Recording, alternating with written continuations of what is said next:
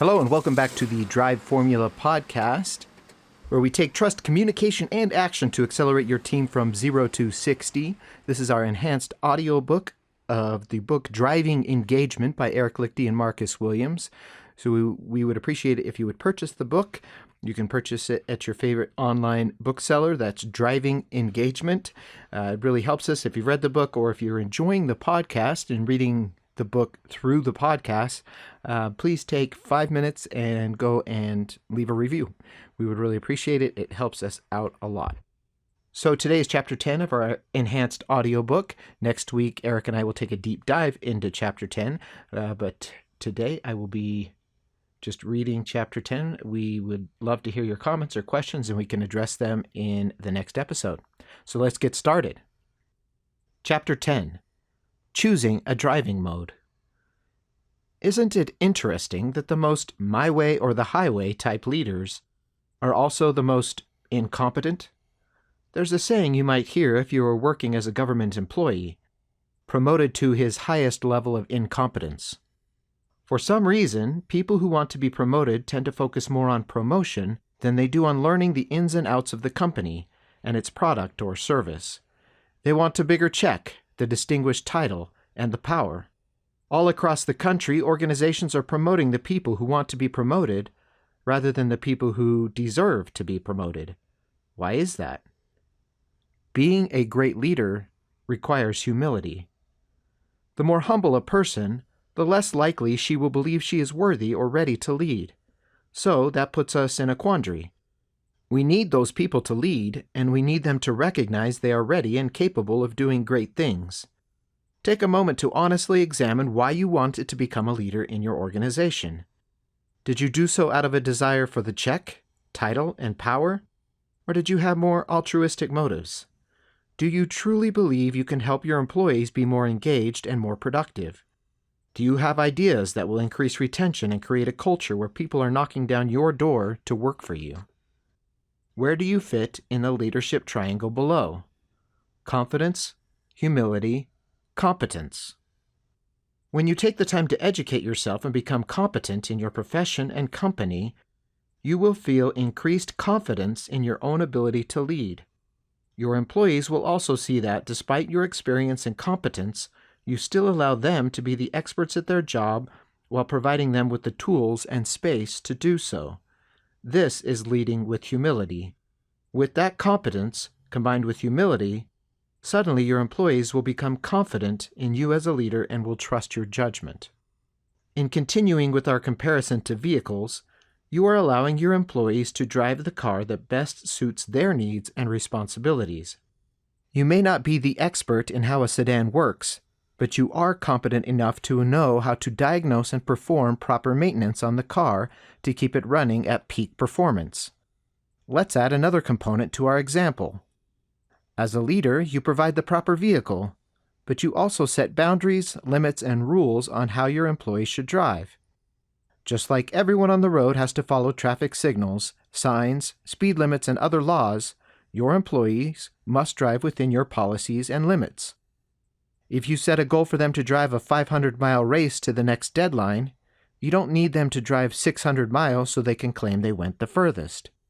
You need everyone on the same page and racing the same track. We can liken this to different leadership or driving modes. Many cars come with different modes built in. With modern technology, a small sedan can have a standard mode, an economy mode, and a sport mode. Each one of these modes changes the way the engine operates to react to different driving situations. As a leader, you set these modes with your employees. Race mode, sport mode. This mode is designed for the short-term bursts of energy needed to meet a deadline, complete a task, or push out an order. It may require asking employees to put in extra time, stay late, and really focus. This mode is highly effective at getting things done quickly, but as a result can cause burnout. A car can overheat and will burn more fuel when in this mode. As a leader, you must recognize that race mode is not sustainable. It can be motivating and energizing in short-term bursts, but shouldn't be a long-term strategy. If you find yourself operating in this mode too often, You need to reevaluate your resources and your tasks. You may need to go up the leadership chain to fight for more employees or more reasonable demands. As race mode should be seldom used, you need to remember to show appreciation and reward your employees when you do require it.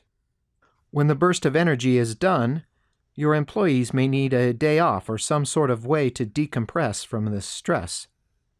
Race mode rule. If you are going to ask your employees to enter race mode, you have to be right there with them. If you go home after asking them to work late, they will grow to resent you and lose confidence in your ability to lead. A race car is engineered to handle the intense demands of the racetrack. The cooling system, brakes, engine, safety measures, and many more items are modified to handle its demands. Even with the modifications, race cars don't last long before they need a complete overhaul. How are you training your employees to handle race mode situations? How are you modifying their job requirements to help them be successful during race time? Are you communicating your expectations? Finally, are you carefully watching the instrument panel so that you can fix problems before they become catastrophic failures? A blown tire is much worse at 200 miles an hour than it is at 20. Economy mode. Economy mode is where you want to be most of the time. Your goal should be to create an environment where each employee is working at maximum efficiency. You do this by following the precepts taught in this book.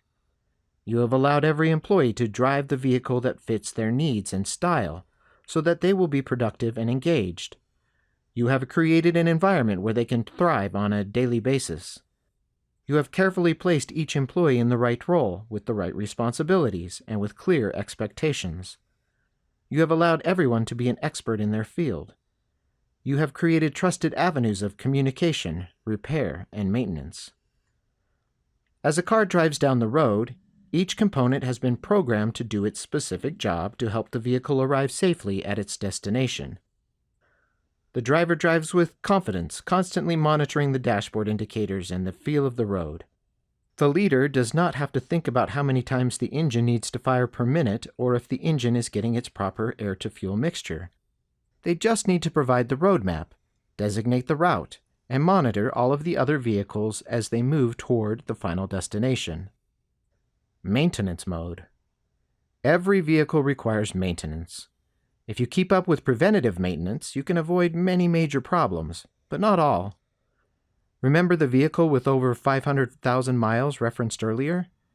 During the life of that car, the engine was rebuilt at least once and the transmission was replaced. You can't just change the oil and expect a car to run for 500,000 miles.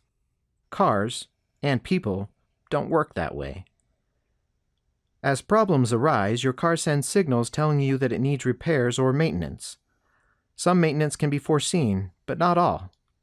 As a leader, you can consider yourself the fleet manager. As you oversee your fleet of vehicles, you should be constantly ensuring maintenance is being done and problems are fixed right away. You can't put off repairs because you don't have time or it is too inconvenient. Marcus. My father-in-law rebuilt the engine of that 500,000-mile vehicle before the engine seized up and died. He recognized signs in the way the car was driving and decided to move forward with the rebuild before something catastrophic happened.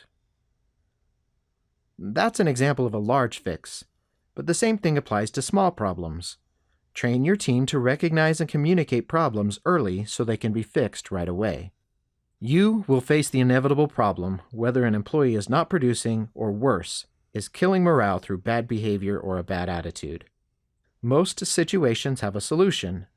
Often, the problem can be fixed with the right people, patience, and experience. But don't forget, getting rid of the problem is sometimes the best solution. Insurance companies frequently total a car that would cost more to repair than it's worth. Despite your desire to help everyone succeed, sometimes the lesson an employee needs is simple. Failure happens. Eric.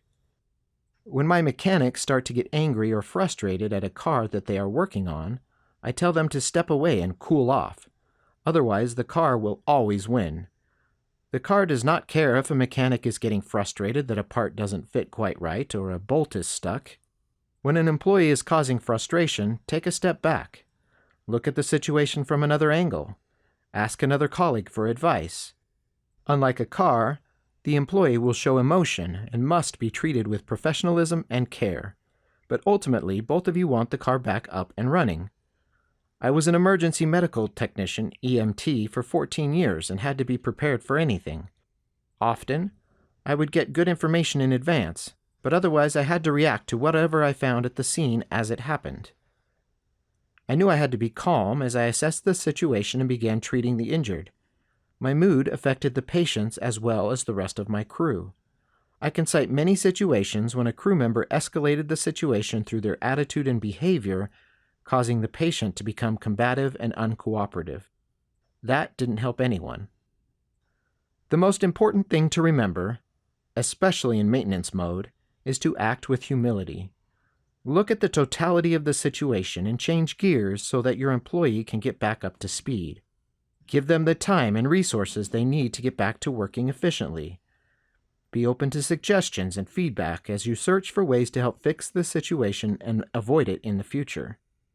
Be willing to make changes and admit that maybe your economy mode procedures need adjusting for the long haul ahead. Maybe you thought you were in economy mode, but your employees felt like they were in race mode. If you have shown that you are responsive to diagnostic indicators, your employees will come to you with problems before they become catastrophes. And hopefully you can fix things and get back on the road before you need to take the car into the shop for a week. When employees start to feel burned out or like their gas tank is sitting on empty, look from their perspective. They may shift between race mode and economy mode at a different RPM than you do. You may not have communicated your expectations effectively. As a leader, you must train yourself to step back, look at the entire situation from every angle, and then come up with the best solution without using intimidation, threats, or anger. All right, folks, that was Chapter 10. What did you think? Please leave comments below, leave questions, and we would love to discuss them in our next episode, our deep dive into Chapter 10. Again, please purchase the book, or if you just love getting the audio version of the book that we're doing through this podcast, you can still go ahead on the podcast site or on online booksellers and leave a review for the book. It really helps us a lot. We'd really appreciate it. And share with a friend. Purchase the book, one for you and one for a friend, if you think that they could learn from the precepts and principles in the book Driving Engagement. Thank you for listening, and we will catch you next time for our deep dive. Have a great week.